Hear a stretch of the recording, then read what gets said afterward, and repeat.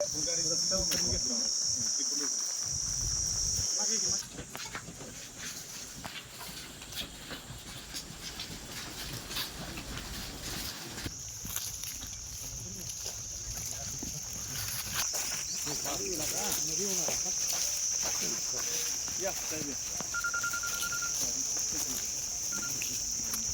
याच्या पलीकडे 15 एकर जागा आहे गेली साईडला. या झाडांच्या पलीकडे आपल्याला बघितलं पाईप टाकायला लागतील 2 मीटरचे.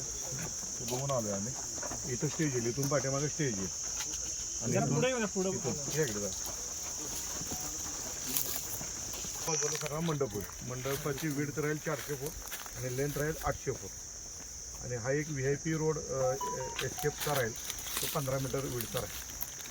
असा स्टेजला पॅरलल देखायला व्यवस्था. आणि इथं पलीकडची 15 एकर जागा आहे.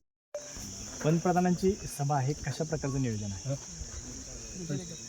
स्पॉट तर आपण स्पॉटवरच आहोत. अत्यंत सुंदर असा हा स्पॉट आहे आणि मोदीजींनी जी सभा आहे ती या महिन्याच्या 30 तारखेला आहे.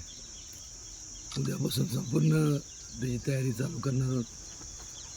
मग सगळं लेवलिंग तर ऑलरेडी लेवल्ड आहेच, पण जिथं जिथं जे काय करावं लागेल ते निश्चितपणे केलं जाईल.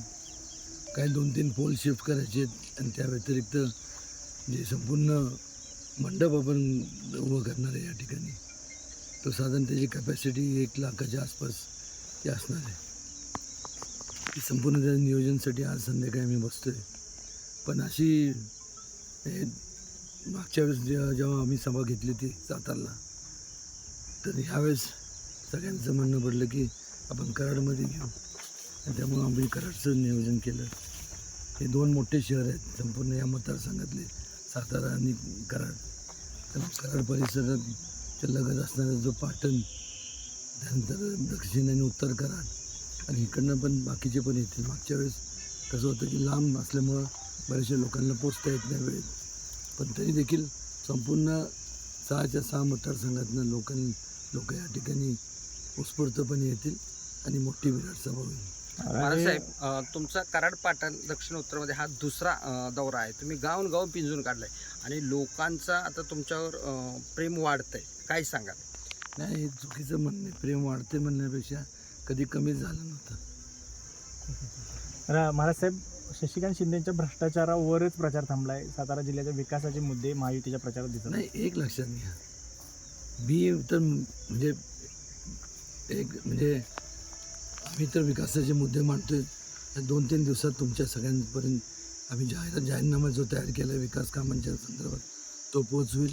जेव्हा सभा चालू होतील त्या सभेच्या माध्यमातून आम्ही ते संपूर्ण आम्ही जाहीरपणे आम्ही त्याचं वक्तव्य करणार आहे. त्यामुळं भ्रष्टाचाराच्या बाबतीत हा संपूर्ण हे कॅम्पेनिंग असं म्हणणं हे सरासर चुकीचं आहे. ज्यांनी जे कोण त्या बाबतीत बोलत असेल की हे एखाद्याने चूक केली आणि ती उघडकीस आली, लोकांचा हिताच्या विरोधात असेल आणि समजा आमदार महेश शिंदे, त्यानंतर आमदार नरेंद्र पाटील, ह्या लोकांनी ते तर माथाडीमधले ते शेवटी त्या एका संघटनेतले असल्यामुळं लोकांचं हिताच्या विरोधात काय कोण करत असेल तर निश्चितपणे आवाज उठवला जाणारच. गैर काय त्यात.